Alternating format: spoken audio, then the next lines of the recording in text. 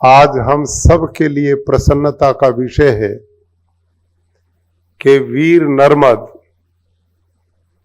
जिनके इतिहास की जानकारी आदरणीय ऋषिकेश भाई पटेल जी दे रहे थे, ऐसे महान व्यक्तित्व के नाम से ये संस्थान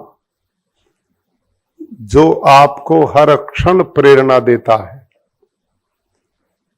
आज के इस कार्यक्रम में मेरे से पहले कुलपति महोदय ने और हमारे दोनों आदरणीय मंत्री महोदय ने बहुत सारगर्भित जीवन के उपयोगी महत्वपूर्ण विचार हमारे बीच में प्रस्तुत किए हैं।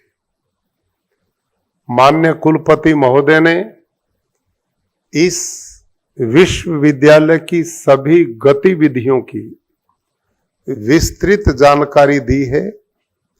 आप सभी कुलपति महोदय के नेतृत्व में एक परिवार की तरह इस संस्थान को आगे बढ़ा रहे हैं और आने वाली पीढ़ियों के निर्माण में लगे हुए हैं।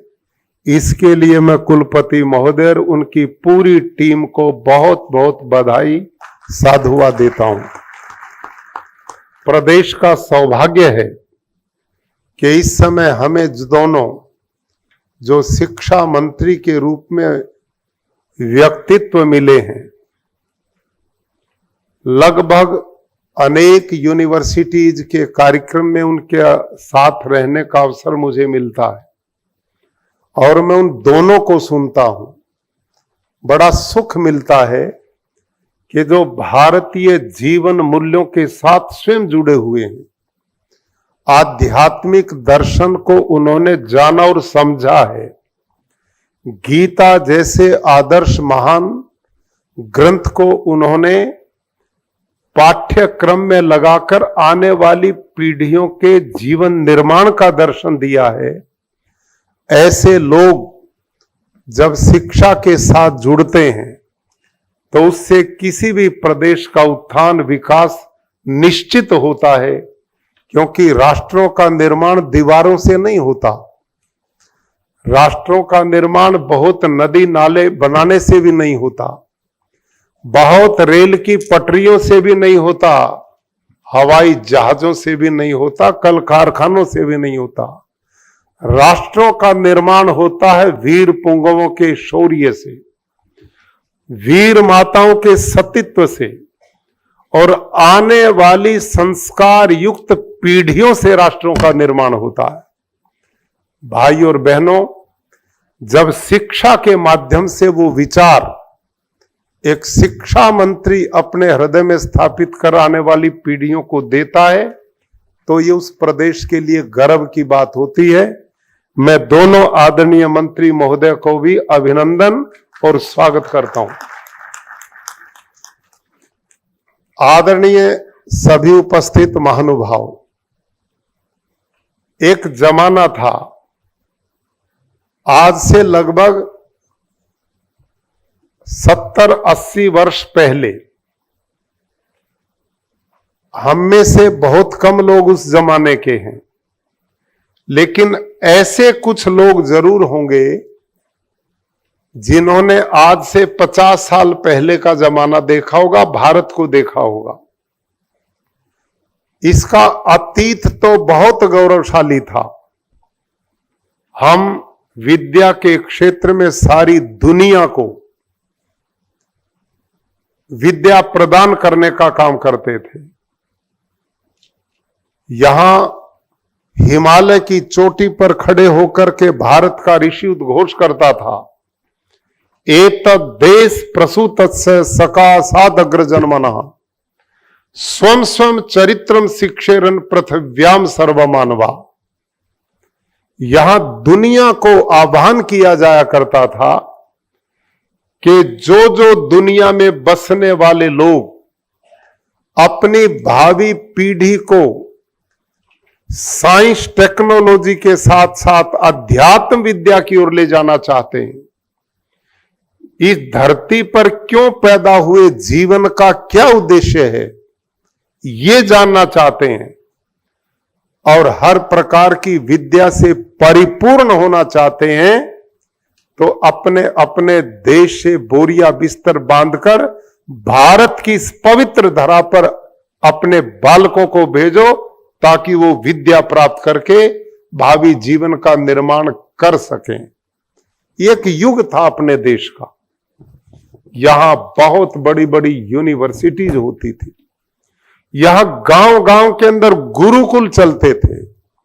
इस देश में एक जमाना था जब ढूंढे से भी अनपढ़ व्यक्ति नहीं मिलता था, वो भारत का अतीत काल था। जीवन में उतार चढ़ाव सुख दुख जुड़े हुए हैं, इसको संसार बोलते हैं। दुनिया को संसार का अर्थ क्या होता है?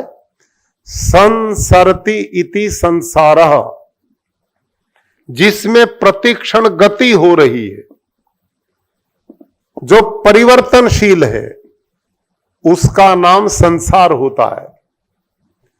उदाहरण के रूप में एक पहिया तभी चलता है जब उसका एक हिस्सा जो नीचे वाला है ऊपर जाए और ऊपर वाला नीचे आए, तभी पहिया चलता है। नीचे वाला हिस्सा नीचे खड़ा रहे और ऊपर वाला ऊपर खड़ा रहे तो वो खड़ा हो जाता है।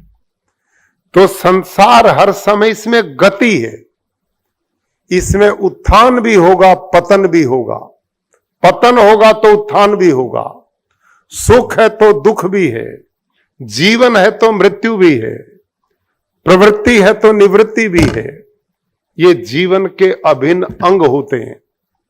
तो ये संभव नहीं होता कि जो देश आदि काल में इतना महान रहा उसका पतन नहीं होगा, ऐसा नहीं है। ये चक्र है दुनिया का, ये बदलता है। तो वो चक्र क्या था? जब भारत का गौरव में स्वर्णकालिक दिन थे, वो जमाना ऐसा था, उन दिनों भारत का ढाका का मलमल एक माचिस की डिब्बी में बंद होता था। उस समय यूरोप के ये लोग जो आज विकास की सीढ़ियां लिख रहे हैं, वल्कल वस्त्र पहन करके गुजारा किया करते थे। वो एक जमाना था। लेकिन कोई कौम जब अपने इतिहास को भूल जाती है, अपने महापुरुषों की परंपराओं को भूल जाती है, अपनी विरासत के साथ उसका लगाव खत्म हो जाता है, अपने सांस्कृतिक मूल्यों से जो चूक जाता है, वो हतोत्साहित हो जाता है, हीन भावना का शिकार होता है और उनका पतन होना प्रारंभ हो जाता है। नंबर 1। नंबर 2, जिस कौम में आपस में एकता नहीं होती, संगठन नहीं होता, एक दूसरे के साथ प्रीतिपूर्वक व्यवहार न होकर ईर्ष्या और द्वेष आघेरा डालते हैं, भाई और बहनों, वो कौम चाहे कितनी भी बलवान हो, निश्चित रूप से वो पतन की ओर बढ़ती है।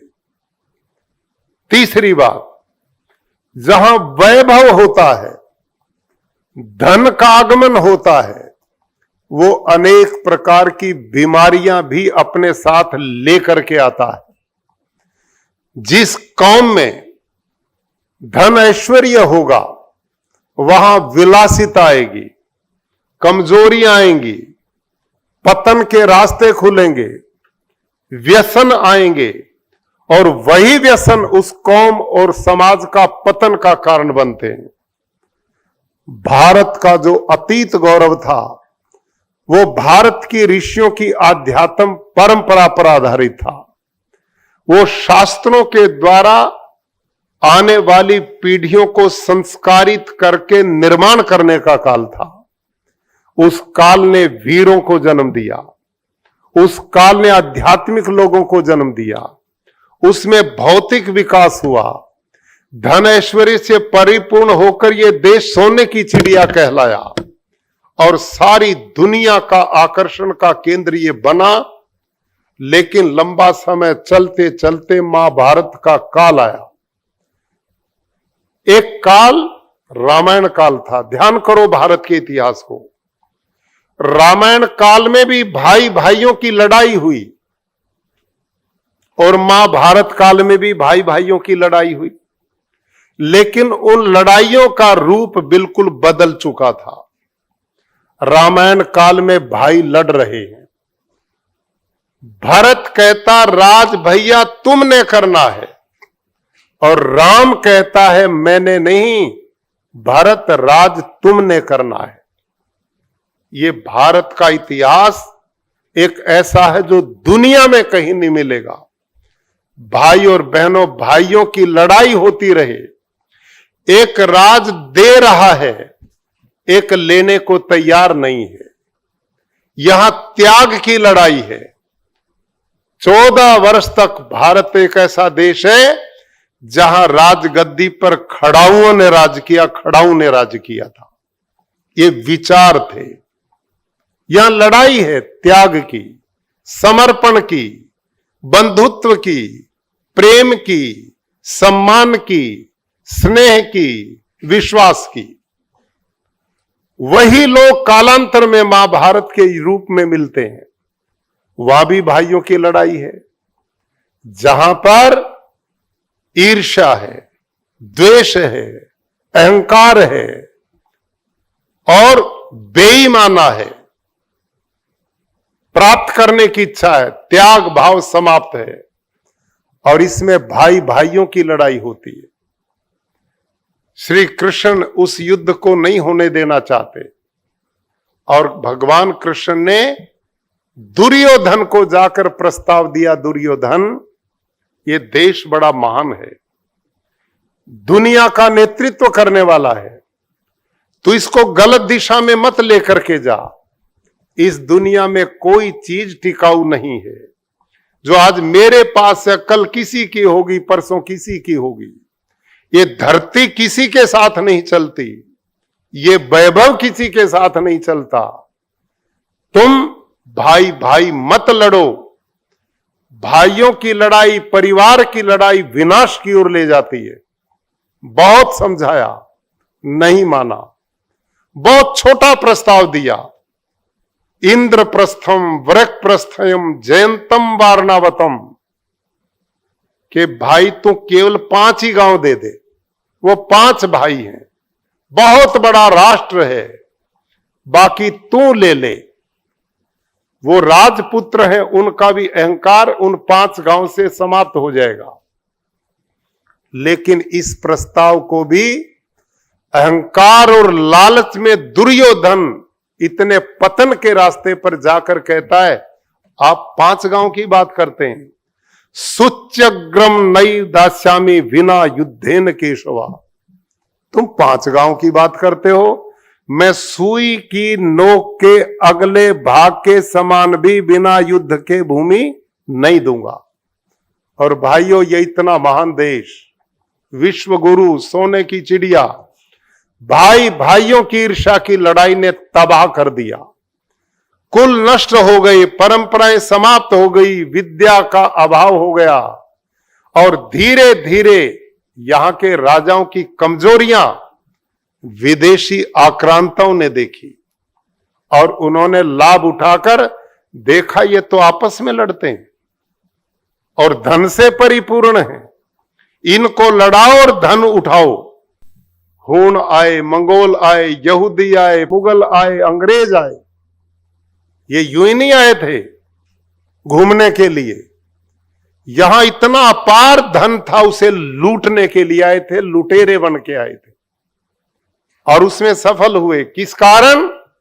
हम सब की एकता के अभाव के कारण, आपस में राग द्वेष के कारण ये यूं पतन होते हैं राष्ट्रों के। तो आज युवा पीढ़ी मेरे सामने है, आज ऐसे बेटे बेटियां हमारे सामने हैं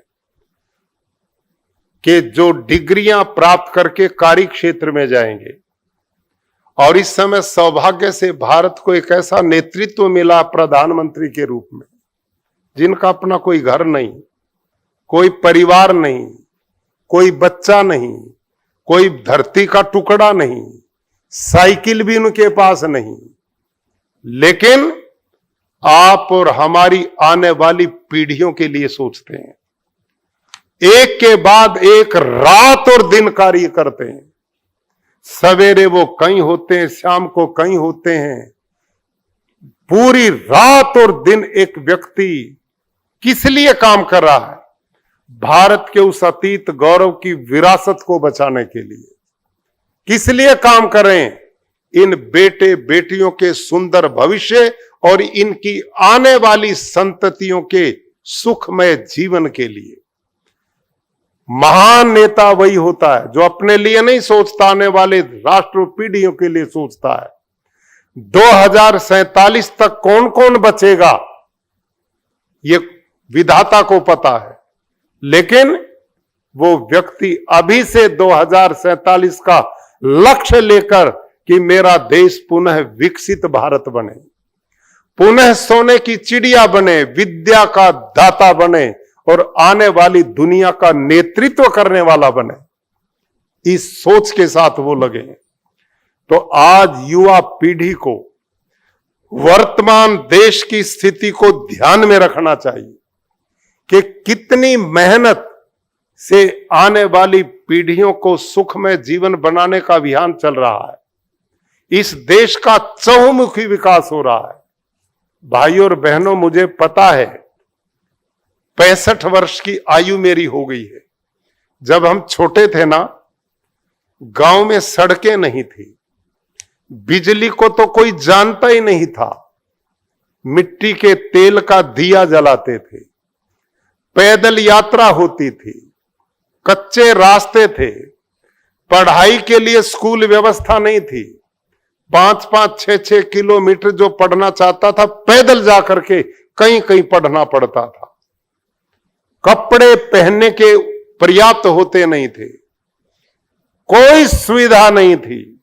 अपने बचपन को याद करो, जो मेरी एज ग्रुप या 50 साल के भी, वो भी याद करो।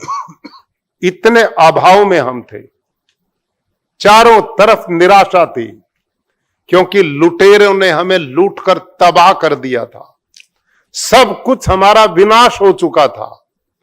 आजाद भारत के बाद आज इस देश में कितनी तेजी से विकास हो रहा है। उस समय बड़े बुजुर्ग सारे चले गए, उन्होंने कहां पता था कि आने वाली पीढ़ियां इस प्रकार के एसी हॉल में बैठ करके बातचीत करेंगी। उनको कहां पता था इतनी विशाल वीर नर्मद जैसी यूनिवर्सिटीज बनेंगी। उनको कहां पता था कि गुजरात में जहाज बनने शुरू हो जाएंगे, एयरपोर्ट इतनी तेजी से विकसित हो रहे हैं, रेलवे का कितना इंफ्रास्ट्रक्चर आप अपने गुजरात से देखें। 50 साल में से पहले आप कहां थे और आज हम कहां हैं। लेकिन यदि ऐसे अवसरों पर बैठकर हम सब प्रबुद्ध जन इस पर भी चिंतन करें कि हम सब यदि एक होकर के राष्ट्र हित के लिए समर्पण भाव से, ईमानदारी से जहां भी रहेंगे, राष्ट्र के लिए काम करेंगे, इसकी प्रगति उन्नति के लिए काम करेंगे, तो ये देश कितनी बुलंदियों पर जा सकता है। ईमानदारी और मेहनत कभी व्यर्थ नहीं जाते। तो आज हमारे युवा बेटे बेटियों ने जो डिग्रियां प्राप्त की हैं, अलग अलग क्षेत्र में की हैं, मैं आप सबको बहुत बहुत बधाई देता हूं। आपके माता पिता को भी बधाई देता हूं, आपके गुरुजनों को भी बधाई देता हूं। इन सब के प्रयास से मिलकर के आपने ये उपलब्धि प्राप्त की है। लेकिन ये उपलब्धि आपके लिए ही ना हो, ये सर्व कल्याण के लिए हो। आज हमारे यहां कुछ विद्वानों ने मंत्रों का पाठ किया, तैत्तिरीय उपनिषद का पाठ किया।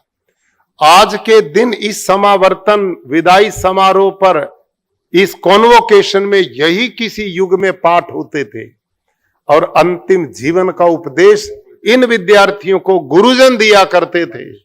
सत्यम वद, धर्मम चर, स्वाध्यायन मा प्रमद, स्वाध्याय प्रवचनाभ्याम न प्रमदितव्यम, मातृ देवो भव, पितृ देवो भव, आचार्य देवो भव, अतिथि देवो भव, यान्यस्माकं सुचरितानि तानि त्वयोपास्यानि नो इतराणि। ये उपदेश होता था, जिसका अर्थ ये होता था, बेटो और बेटियों, गुरुजन बोलते थे, आप हमारे सानिध्य में इतने दिन पढ़े हो, आपने अपने अपने क्षेत्र की जो विद्या प्राप्त की है, हम परमात्मा से कामना करते हैं कि तुम अपनी अपनी इस विद्या को लेकर अपने देश के हर कोने और दुनिया में जाओ और इस विद्या के साथ धर्म का आचरण करते रहना, सत्य का जीवन अपनाते रहना, प्रमाद आलस्य जीवन में कभी मत करना। जो विद्या तुम्हें दी उसको बढ़ाते रहना और उस विद्या को बांटते रहना विश्व और प्राणी मात्र के कल्याण के लिए। भगवान तुम्हारी रक्षा करेगा। अपने घर की जिम्मेदारियों को भी निभाना, मां बाप का सदा सम्मान करना, बड़ों का आदर करना, गुरुजनों के प्रति सम्मान भाव रखना और एक जिम्मेदार आदमी बनकर के अपने अस्तित्व का परिचय दुनिया को देना। यूं ही नहीं जीना। किसी उर्दू के शायर ने बोला था, क्या कहें अहबाब हमारे कारे नुमाया कर गए। ध्यान करो, क्या कहें अहबाब हमारे कारे नुमाया कर गए, बीए किया नौकर हुए पेंशन ली और मर गए। ये कोई जीवन नहीं है। जीवन वो है आपका आना सार्थक हो, दुनिया आपकी ओर ध्यान करे, देखे, आप और हम दुनिया को कुछ नया दे करके जाएं, कल्याण का भाव हर समय मन में हो। ये सोच आत्मा का विकास करती है और मोक्ष की प्राप्ति का रास्ता खोलती है। मैं भगवान से अंत में आप सबके सुमंगल भविष्य की कामना करता हूं और यहां पुनः किशोर भाई चावड़ा, हमारे कुलपति महोदय, जो जीवन मूल्यों से जुड़े हुए हैं, जिन्होंने विरासत परंपराओं को संजोकर आपको उसका परिचय कराया है, आप इसी गति के साथ इस विश्वविद्यालय में आने वाली पीढ़ियों को तराशते रहें और राष्ट्र निर्माण में सहयोगी बनते रहें। सबके प्रति बहुत बहुत मंगल कामना। धन्यवाद।